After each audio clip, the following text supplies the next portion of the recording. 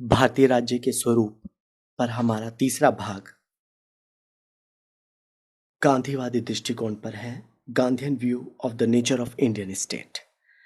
भारत के राजनीतिक क्षितिज पर गांधी जी के उदय से पहले राष्ट्रीय आंदोलन का नेतृत्व उदारवादी और कट्टरपंथी नेता यानी उग्र नेता कर रहे थे, जिसमें सुरेंद्रनाथ बनर्जी, गोपाल कृष्ण गोखले, लोकमान्य बाल गंगाधर तिलक, लाला लाजपत राय का नाम उल्लेखनीय है। गांधी के नेतृत्व में 1920 और 21 में असहयोग आंदोलन, नॉन कॉपरेशन मूवमेंट और 1930 व 34 के दौरान सविनय अवज्ञा आंदोलन, सिविल डिसोबीडियंस मूवमेंट चलाए गए। इसी बीच क्रांतिकारी नौजवानों ने कई जगहों पर सशस्त्र कार्यवाही भी की, जिनमें चंद्रशेखर आजाद, भगत सिंह, सुखदेव, राजगुरु, ऐसे कई क्रांतिकारियों ने भी देश की आज़ादी में अपना अतुलनीय योगदान दिया। मजदूर और किसानों ने जन आंदोलन चलाए। भारत की सीमाओं के भी बाहर माननीय सुभाष चंद्र बोस जी के नेतृत्व में आज़ाद हिंद फौज ने संघर्ष किया और इसी प्रकार 20वीं शताब्दी में करीब 40 वर्षों तक लगातार जन संघर्ष और आंदोलनों की एक श्रृंखला सी जारी रही। 1947 में भारत द्वारा स्वतंत्रता की प्राप्ति केवल भारत के लिए ही नहीं बल्कि एशिया और अफ्रीका के समुचित शोषित जनता के लिए ऐतिहासिक घटना थी। और आप देखिएगा 1947 में भारत की आज़ादी के पश्चात एशिया और अफ्रीका के भी बहुत से देशों को एक एक करके धीरे धीरे आज़ादी प्राप्त होती चली गई। सन 1919 से लेकर के 1947 तक, फ्रॉम 1919 टू 1947 तक महात्मा गांधी भारतीय राजनीति पर छाए रहे। यह ठीक है कि राष्ट्रीय आंदोलन के दौरान कई ऐसे व्यक्ति और वर्ग भी थे जिन्होंने गांधी के नेतृत्व को चैलेंज किया, जैसे मुस्लिम लीग, कम्युनिस्ट पार्टी, तमिलनाडु की जस्टिस पार्टी व रामास्वामी नायकर द्वारा स्थापित द्रविड़ कड़गम। इसके अतिरिक्त गांधी रूपी आंधी ने अनेक समस्त आलोचकों को निस्तेज किया। इसलिए गांधीवाद हमारे राष्ट्रीय आंदोलन की प्रभावी विचारधारा बन चुकी थी और आज भी गांधीवादी विचार अपनी प्रासंगिकता को बनाए हुए हैं, जो कि सत्य, अहिंसा, साधनों की शुद्धि, अपरिग्रह, सर्वोदय, अनेक से सिद्धांतों पर आधारित है।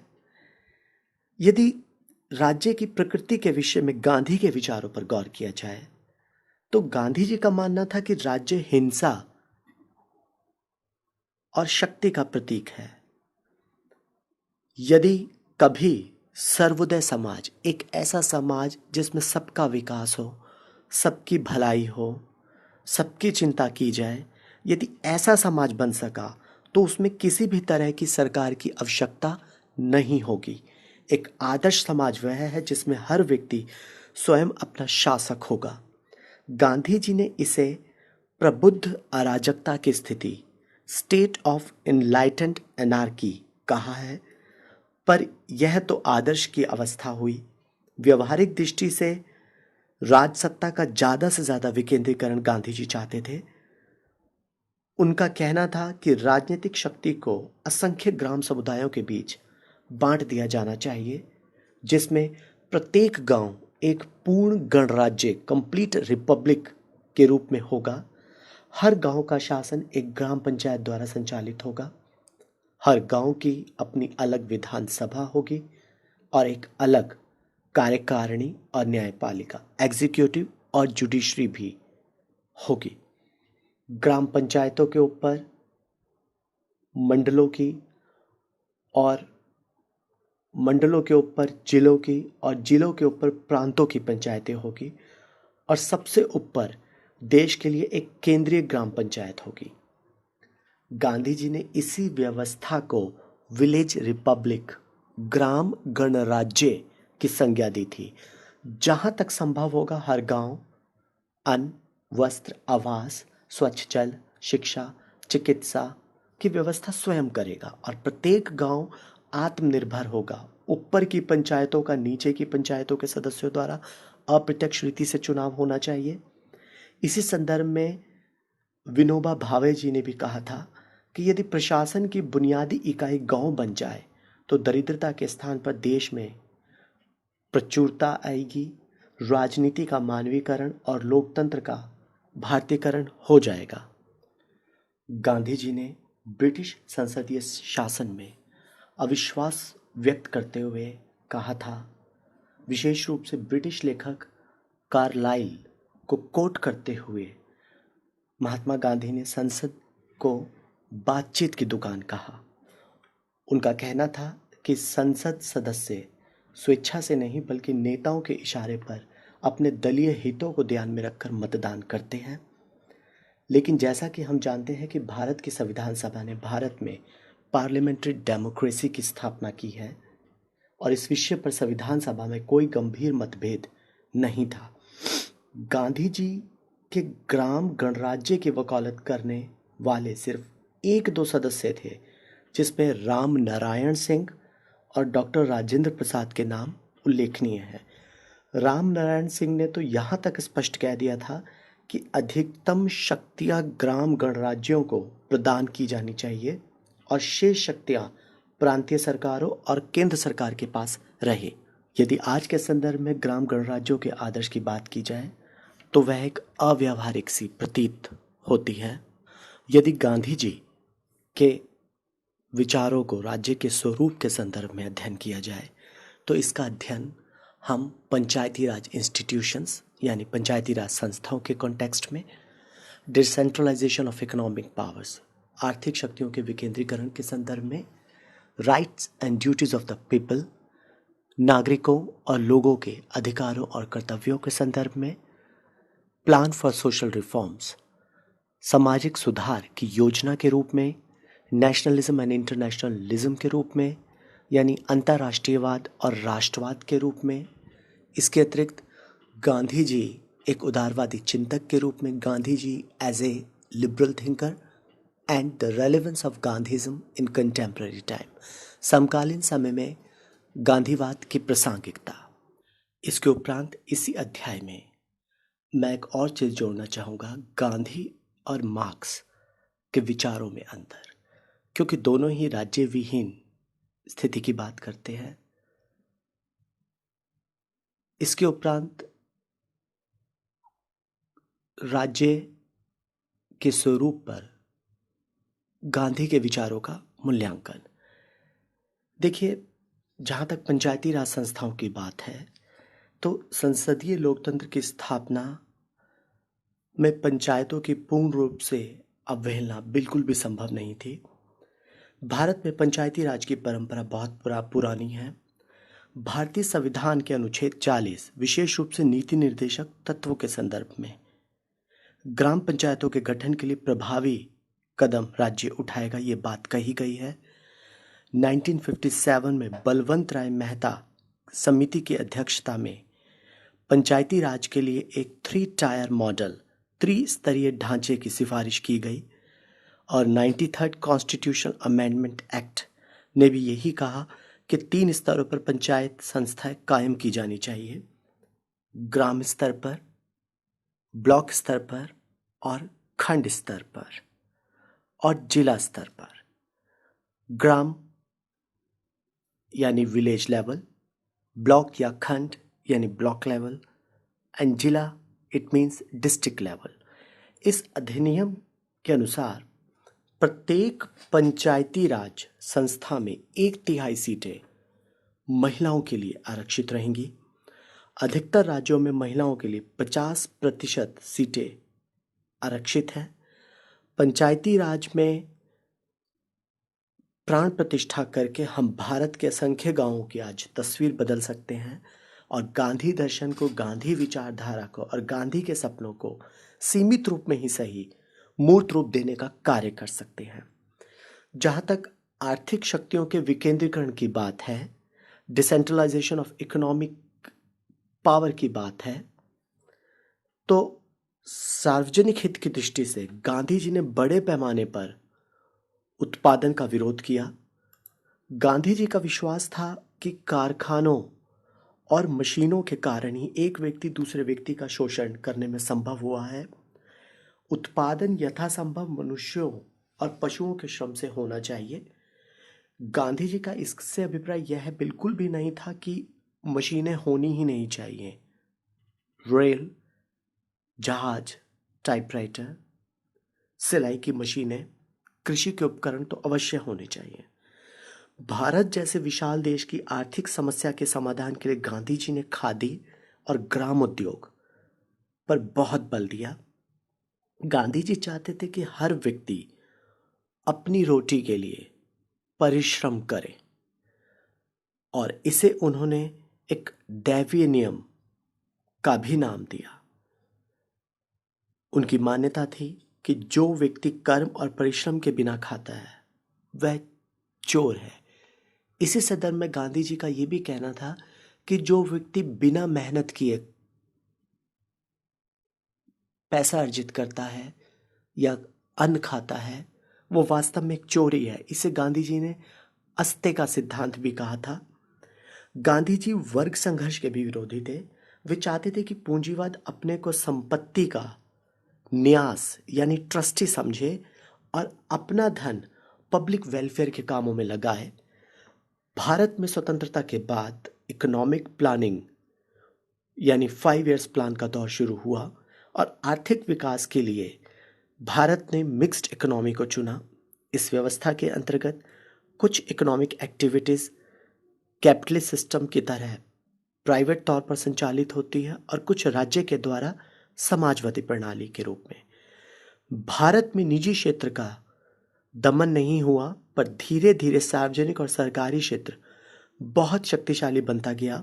इससे आर्थिक संसाधन और पूंजी राज्यों के हाथों में कंसंट्रेट होती चली गई, जिसे गांधीवादी कभी स्वीकार नहीं कर सकते थे। 1991 में सन 1991 में भारत में नई औद्योगिक नीति न्यू इंडस्ट्रियल पॉलिसी की घोषणा की गई। न्यू लिबरलाइजेशन की शुरुआत की गई। पिछले कुछ वर्षों से अर्थव्यवस्था के वैश्वीकरण का दौर जारी है। गांधीवादी अर्थशास्त्रियों के अनुसार वैश्वीकरण की नीति आज खतरनाक साबित हो सकती है, और इसी संदर्भ में लक्ष्मीचंद्र जैन एक प्रसिद्ध अर्थशास्त्री का कहना है, पहले अपनों के लिए भारत में बढ़ने का मौका दिया जाना चाहिए, तब आप बाहर वालों के लिए पूरा दरवाजा खोलिए। पर दुर्भाग्यवश ऐसा नहीं किया गया। उल्टे विदेशियों को ज़्यादा तरजीह दी गई, जिससे अब हो यह रहा है कि अपने देश का बड़ा उद्यमी भी आज छोटा हो गया है। जहां तक लोगों के अधिकारों और ड्यूटीज की बात है, as far as the right and duties of the peoples are concern, Gandhi ji की कल्पना वाले राज्य में शासन और कानून जैसी चीजें नाम मात्र की होंगी। ज्यादातर मामलों में लोग अपनी स्वेच्छा से अपनी इच्छा अनुसार कार्य करने को आजाद होंगे। हर व्यक्ति को किसी भी धर्म को मानने की आज़ादी होगी और ईमानदारी से किए गए प्रत्येक कार्य की कद्र की जाएगी। लोगों का विचार और अभिव्यक्ति की स्वतंत्रता प्रत्येक व्यक्ति को बिना किसी जाति, भाषा, रंग, क्षेत्र और लिंग के प्राप्त होगी। इसी संदर्भ में गांधी जी का कहना था कि हर व्यक्ति का शरीर अलंघनीय है, इनवॉयलेबल है। किसी पर हाथ तब भी डाला जाएगा जब उसे बंदी बनाने या हिंसा करने से रोकना आवश्यक हो। यह अहिंसा का साम्राज्य होगा और अहिंसक स्वराज में लोगों के न्यायपूर्ण अधिकारों पर किसी प्रकार का अतिक्रमण नहीं किया जाएगा। गांधी जी एक और बात लिखते हैं कि अहिंसा पर आधारित स्वराज में लोगों को अपने अधिकार का ज्ञान ना हो तो कोई बात नहीं, लेकिन उन्हें अपने कर्तव्य का ज्ञान अवश्य होना चाहिए। सच्चा अधिकार वे है जो अपने कर्तव्यों का योग्य पालन करके प्राप्त किया गया हो। भारतीय संविधान द्वारा स्वीकृत अधिकार, जैसा कि हम जानते हैं भारतीय संविधान में भी आज कुछ मौलिक अधिकार, कुछ नागरिक अधिकारों को कानूनी मान्यता दी गई है, जैसे समानता का अधिकार, स्वतंत्रता का अधिकार, शोषण के विरुद्ध अधिकार, धार्मिक स्वतंत्रता का अधिकार, अपनी संस्कृति के विकास का अधिकार, शिक्षा संबंधी अधिकार और अनुच्छेद 32 के तहत संवैधानिक उपचारों का अधिकार। परंतु इन अधिकारों के साथ बहुत सारे प्रतिबंध भी जुड़े हैं, क्योंकि देखिए, कोई भी मौलिक अधिकार आपको असीमित प्राप्त नहीं है। प्रत्येक मौलिक अधिकार पर रीजनेबल रिस्ट्रिक्शंस, युक्ति संगत प्रतिबंध भी राज्य द्वारा लगाया गया है और लगाया जाना भी चाहिए। व्यक्ति के अधिकार और कर्तव्यों के पश्चात गांधी जी ने सामाजिक सुधार की भी योजना एक प्रस्तुत की थी, जिसे समाज सुधार कार्यक्रम भी कहा जा सकता है। गांधी जी की सामाजिक न्याय की अवधारणा सर्वोदय के सिद्धांत से स्पष्ट होती है। सर्वोदय का अर्थ है समाज के प्रत्येक सदस्य का कल्याण, सबकी भलाई, सबका विकास, सबका उत्थान। सार्वजनिक कल्याण की दृष्टि से गांधी जी ने रचनात्मक कार्य चलाया, जिसमें उनके प्रमुख मुद्दे थे एबोलिशन ऑफ अनटचेबिलिटी, छुआछूत का उन्मूलन, दलितों का उद्धार, गौरक्षा, शराब और अन्य मादक द्रव्यों का विरोध, बीमार लोगों की सेवा, नई तालीम, जिसमें उन्होंने नई शिक्षा व्यवस्था की एक रूपरेखा प्रस्तुत की थी, संतति नियमन, यानी किस प्रकार से बच्चों को यानी परिवार नियोजन की योजनाओं को प्रारंभ किया जाए, और स्त्री शिक्षा पर उनके बहुत से विचार दिए। गांधी जी कहते थे कि शराब की आदत मनुष्य की आत्मा को नाश कर देती है और उसे धीरे धीरे जानवर के समान बना देती है। लोग कोढ़ियों से तो नफरत करते हैं, पर गांधी जी ने कहा है, सच्चे कोढ़ी तो वे हैं जिनके दिल गंदे होते हैं। किसी इंसान को अपने से नीचा समझना सिर्फ जाति के आधार पर या जन्म के आधार पर, और इस आधार पर उसके साथ भेदभाव बरतना एक बीमार दिमाग की निशानी है, जिसमें शरीर के कोड से जिसे मैं शरीर के कोड से ज़्यादा बुरा मानता हूँ।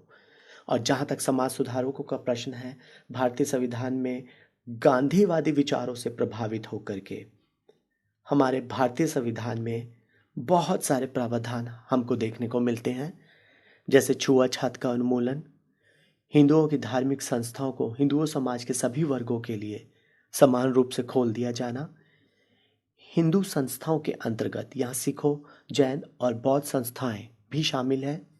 शेड्यूल कास्ट और शेड्यूल ट्राइब्स के लिए लोकसभा और विधानसभाओं में विशेष स्थान आरक्षित है उनके लिए, तथा अदर बैकवर्ड क्लास के लिए सरकारी नौकरियों में भी कुछ स्थान आज भारत में आरक्षित है। जहाँ तक राष्ट्रवाद और अंतर्राष्ट्रीयता पर गांधी जी के विचारों का प्रश्न है, गांधी जी भारतीय राष्ट्रीयता के कर्णधार थे, पर साथ ही वो विश्व शांति के भी बहुत बड़े समर्थक थे। उनकी नेशनैलिटी संकुचित ना होकर विशाल थी, गतिशील थी। गांधी जी ने देश को आज़ादी के दिलाने में भी कठिन संघर्ष किया था। 1942 में उन्होंने कहा था कि हिंदुस्तान की राष्ट्रीय सरकार क्या नीति अपनाती है वो मैं नहीं कह सकता। संभव है कि अपनी इस प्रबल इच्छा के रहते हुए भी मैं शायद तब तक जीवित ना रहूं, लेकिन अगर मैं उस वक्त तक जिंदा रहा, जीवित रहा, तो अपनी अहिंसक नीति, नॉन वायलेंस पॉलिसी को यथासंभव संपूर्णता के साथ अमल में लाने की सलाह दूंगा। गांधी जी के सपनों का अंतर्राष्ट्रीय विश्व, गांधी जी के सपनों का विश्व शांति, सहयोग और मित्रता का विश्व था। गांधी के अंतर्राष्ट्रीयतावाद, इंटरनेशनलिज्म की छाप हमें डायरेक्टिव प्रिंसिपल्स के आर्टिकल 51 में, जिसमें अंतर्राष्ट्रीय शांति और सुरक्षा पर बल दिया गया है, स्पष्ट दिखाई देता है। संविधान द्वारा राज्यों को यह निर्देश दिया गया है कि वह इस प्रकार से कार्य करें जिससे राष्ट्रों के बीच मैत्रीपूर्ण और न्यायपूर्ण संबंधों की स्थापना हो तथा अंतर्राष्ट्रीय विवादों का निपटारा शांतिपूर्ण ढंग से, पीसफुल मैनर से, एमिकेबल मैनर से किया जा सके। इसके उपरांत यदि हम गांधीवादी दृष्टिकोण का मूल्यांकन देखें, तो तो गांधी का राज्य की अवधारणा इस अर्थ में मार्क्सवादी धारणा के समान है कि कार्ल मार्क्स और गांधी दोनों ही राज्य को हिंसा, पाशविक शक्ति और दमन का प्रतीक मानते हैं। दोनों ही स्टेटलेस सोसाइटी, राज्य विहीन समाज के आदर्श पर बल देते हैं। परंतु यहाँ पर गांधी और मार्क्स की विचारधारा को एक जैसा समझ नहीं लेना चाहिए। इन दोनों के विचारों में बहुत मौलिक अंतर है, जो कि मैं इस मूल्यांकन के उपरांत आप सब लोगों को बताऊंगा। गांधी जी को हम इस अर्थ में उदारवादी मानते हैं क्योंकि लोकतंत्र, स्वतंत्रता, समानता और व्यक्तिगत अधिकारों का उन्होंने समर्थन किया। उन्होंने सांप्रदायिकता, जातिवाद और अनटचेबिलिटी का विरोध किया। सत्य और अहिंसा के साधन का गांधी जी ने उपयोग किया। आज से भारत को ही नहीं बल्कि पूरे विश्व को इसकी आवश्यकता है। भारत में अहिंसा युगों युगों से चली आ रही है, पर गांधी जी से पहले किसी ने भी इतने बड़े आंदोलन के लिए अहिंसा का प्रयोग कभी नहीं किया। वास्तव में मैं कहना चाहूंगा कि गांधीवादी दृष्टिकोण जितना तत्कालीन समय में प्रासंगिक था, आज भी वह उतना ही प्रासंगिक है, उतना ही नवीन है। आज वैश्वीकरण के दौर में चरखा, खादी और स्वदेशी के विचार बहुत अर्थपूर्ण नहीं रह गए हैं। हम औद्योगिकरण की नीतियों को अपना रहे हैं। हमारा शासन विकास के पश्चिमी मॉडल को सही मानता है, लेकिन आज भी स्वदेशी, ग्रामीण रोजगार, भूमि सुधार, दरिद्र नारायण की संकल्पना के लिए गांधी का आग्रह कभी अप्रासंगिक नहीं होगा। विश्व के बहुत से नेताओं ने गांधी के विचारों से प्रेरणा प्राप्त करने की बात मानी है, जैसे मार्टिन लूथर किंग जूनियर, आंग सान सूकी म्यांमार से, और नेल्सन मंडेला साउथ अफ्रीका से, और अमेरिकी राष्ट्रपति बराक ओबामा तक गांधी के विचारों से बहुत प्रभावित थे। इसके उपरांत, जैसा कि मैंने प्रारंभ में अभी जिक्र किया था कि गांधी और मार्क्स के विचारों को हमें एक समान नहीं समझना है। ये बात और है कि कुछ चीज़ों को लेकर उनके विचारों में समानता है, परंतु बहुत संदर्भों में उनके विचारों में अंतर भी दिखाई देता है। गांधी जी के राज्य संबंधी विचारों के कारण कभी कभी लोग कार्ल मार्क्स और गांधी इन दोनों में कोई मूलभूत अंतर नहीं करते हैं। कभी कभी यह विचार किया कह देते हैं कि गांधीवाद हिंसा रहित साम्यवाद है, और ऐसा कहने के पीछे मुख्य कारण है कि दोनों के दिनों में मानव वंश के करोड़ों भूखे, दलित, शोषित, साधनहीन, ज्ञानहीन, मवेशी और जंगलों के जानवरों की तरह हाँकने या मर जाने वाले बेज़बान लोगों के प्रति गहरी सहानुभूति और चिंता थी। इसके अतिरिक्त गांधी और मार्क्स दोनों ही राज्य का विरोध और व्यक्तिगत संपत्ति का विरोध करते हैं। दोनों व्यक्तिगत श्रम को भी महत्व देते हैं।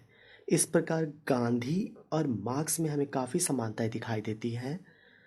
हाँ, उनमें साधन संबंधी कुछ अंतर अवश्य है, क्योंकि मार्क्स जहाँ समाज की रचना हिंसा के आधार पर करना चाहते हैं, वहीं गांधी जी अहिंसक तरीके से करना चाहते हैं। यहाँ पर विनोबा जी के कथन को मैं दोहराना चाहूँगा। दोनों विचारधाराएं यानी गांधीवाद और मार्क्सवाद बेमेल है।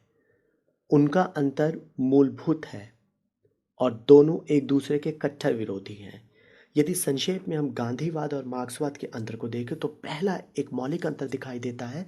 मार्क्स ने अपने दर्शन में वर्ग संघर्ष पर बहुत जोर दिया है। मार्क्स ने साम्यवादी घोषणा पत्र में लिखा है कि मानव जाति का इतिहास वर्ग संघर्ष का इतिहास रहा है, परंतु गांधीवाद वर्ग सामंजस्य और वर्ग सहयोग पर विश्वास करता है। जैसा कि गांधी जी ने कहा था कि मैं राम राज्य का स्वप्न देख रहा हूं, उसमें राजाओं और भिखारियों दोनों को या दोनों के अधिकार सुरक्षित रहेंगे। दूसरा मौलिक अंतर है, मार्क्सवाद की आधारशिला द्वंद्वात्मक भौतिकवाद का विचार है, डायलैक्टिक मटेरियलिज्म का आइडिया है, परंतु गांधी जी के विचारों में हमें आध्यात्मिकता, स्पिरिचुअलिटी का प्रभाव देखने को मिलता है। तीसरा अंतर दोनों के विचारों में कहा जा सकता है कि दोनों में एक महत्वपूर्ण अंतर साधनों को लेकर है। मीन्स। हम लोग अक्सर या पॉलिटिकल थ्योरी में आप लोगों को दो तरह के वर्ड्स दिखाई देंगे जब आप बुक रीड करेंगे, मीन्स एंड एंड। यहाँ पर मीन्स का मतलब साधन होता है और एंड का मतलब साध्य, यानी आपके उद्देश्य, आपका ऑब्जेक्टिव होता है। गांधी जी ने साधनों की श्रेष्ठता पर हमेशा बल दिया। वो कहा करते थे कि पाप से घृणा करो, पापी से नहीं। गांधी जी हृदय परिवर्तन में विश्वास करते थे। उन्होंने पूंजीपतियों को समाप्त करने की बात नहीं की, जैसा कि कार्ल मार्क्स ने की थी। और वहीं दूसरी तरफ देखें तो कार्ल मार्क्स उद्देश्य को प्रमुखता देता है और उस उद्देश्य की प्राप्ति के लिए वो सर्वहारा वर्ग की तानाशाही तक को उचित मानता है। अगला अंतर यह दिखाई देता है कि गांधीवाद डिसेंट्रलाइजेशन, विकेंद्रीकरण पर जोर देता है, जबकि मार्क्सवाद सेंट्रलाइजेशन पर, विशेषकर सर्वहारा वर्ग के अधिनायक तंत्र के माध्यम से। अगला अंतर, जहां गांधी जी विकेंद्रित जनतंत्र में, डिसेंट्रलाइज्ड डेमोक्रेसी में विश्वास करते हैं, वहीं मार्क्स आधुनिक पूंजीवादी जनतंत्र की आलोचना करते हुए डेमोक्रेटिक सेंट्रलिज्म में, जनतांत्रिक या जनतांत्रीय केंद्रवाद में विश्वास करता है। वास्तव में गांधी और कार्ल मार्क्स के विचारों में हमें साध्य और साधनों को लेके बहुत अंतर दिखाई देता है। एक हिंसा की बात करता है, एक अहिंसा की बात करता है, एक साधनों की पवित्रता की बात करता है, एक साध्य पर प्रमुखता से बात करता है। इसलिए संक्षेप में यही कहा जा सकता है कि दोनों के विचारों में कुछ समानता होते हुए भी बहुत सी असमानताएं भी हैं।